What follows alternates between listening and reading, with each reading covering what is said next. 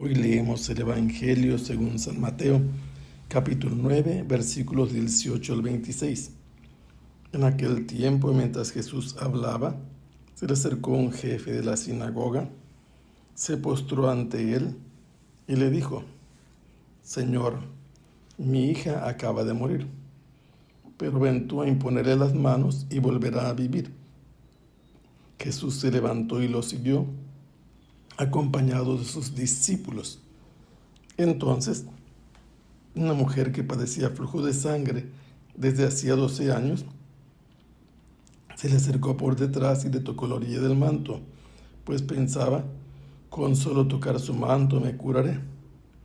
Jesús, volviéndose, la miró y le dijo: Hija, ten confianza, tu fe te ha curado. Y en aquel mismo instante quedó curada la mujer. Cuando llegó a la casa del jefe de la sinagoga, vio Jesús a los flautistas y el tumulto de la gente y les dijo: Retírense de aquí, la niña no está muerta, está dormida. Y todos se burlaron de él. En cuanto hicieron salir a la gente, entró Jesús, tomó a la niña de la mano y ésta se levantó.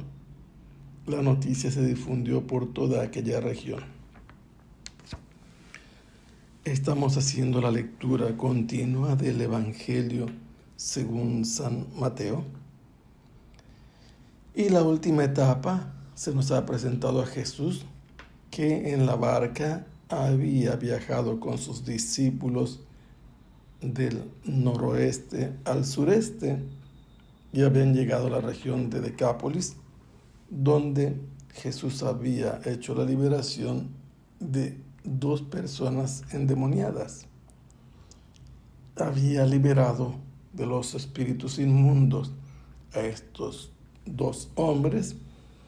Los demonios entraron en una manada enorme de cerdos y se precipitaron por un barranco al lago y se ahogaron. Vino la gente a ver lo que habían contado los porqueros cuando fueron a la ciudad a informar y les pidieron que se fueran de allí. Cuando Jesús retornó nuevamente al noroeste del lago de Galilea, se encontraron con que le traían un paralítico y Jesús, perdonándole los pecados al paralítico, le devolvió la salud.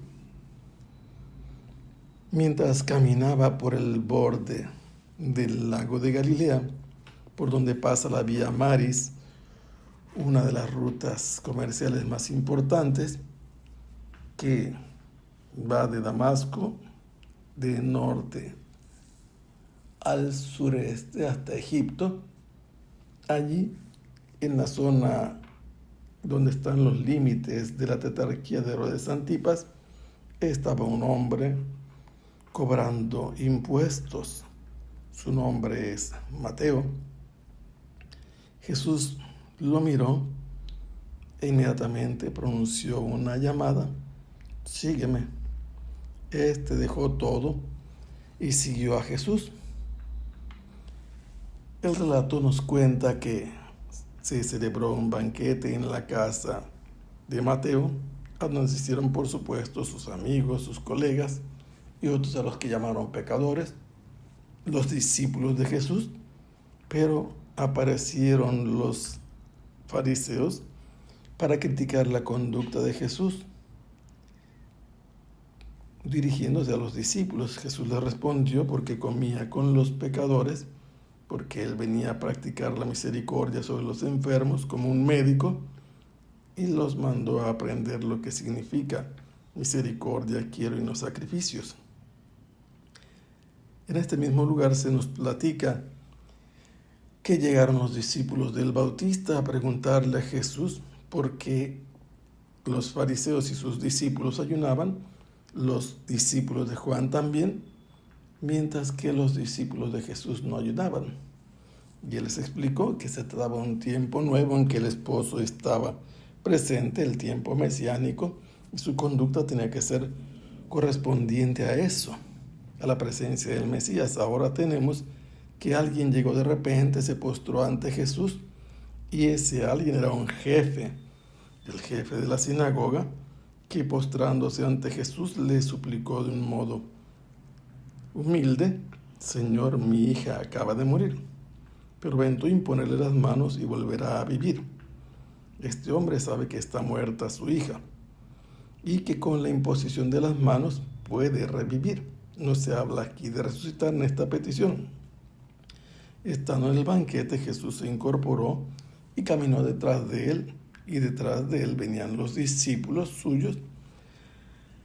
Y en el camino una mujer que padecía flujo de sangre desde hacía 12 años, se acercó por detrás. ¿A qué se debe que se acercó por detrás? Ella sabe que no puede tocar a nadie porque los hace impuros. Todo lo que tiene que ver con la vida, como la sangre, hace impuros a los demás. No puede acercarse a los demás, no puede hablar con ellos, no puede convivir. Pero ha tenido noticias de Jesús y ha pensado que si logra tocar siquiera el borde de su manto, va a sanarse.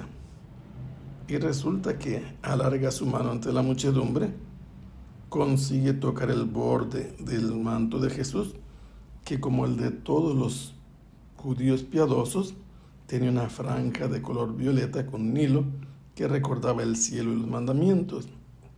Ella, habiendo tocado el manto de Jesús, vio que Jesús se giró hacia ella, la miró y le dijo: hija, ten confianza, tu fe te ha curado.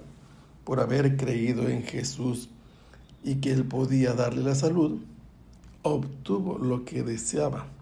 En ese mismo instante la mujer quedó curada. Pero, habiendo interrumpido el caminar hacia la casa del jefe de la sinagoga, prosiguen otra vez y llegan finalmente de la casa de Mateo a la casa de Jairo, y se encuentran con que hay un grande alboroto.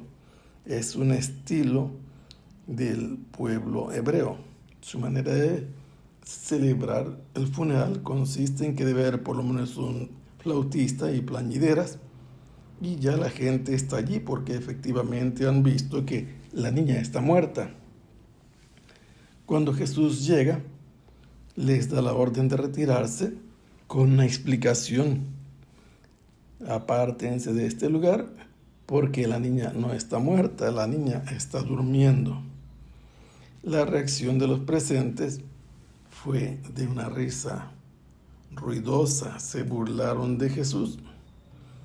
Y Jesús, una vez que hubo salido toda la gente del lugar en que estaban velando a la niña, se introdujo a ese sitio y en vez de imponerle las manos como había pedido el padre de la niña, la tomó de la mano, la aferró y la hizo incorporarse.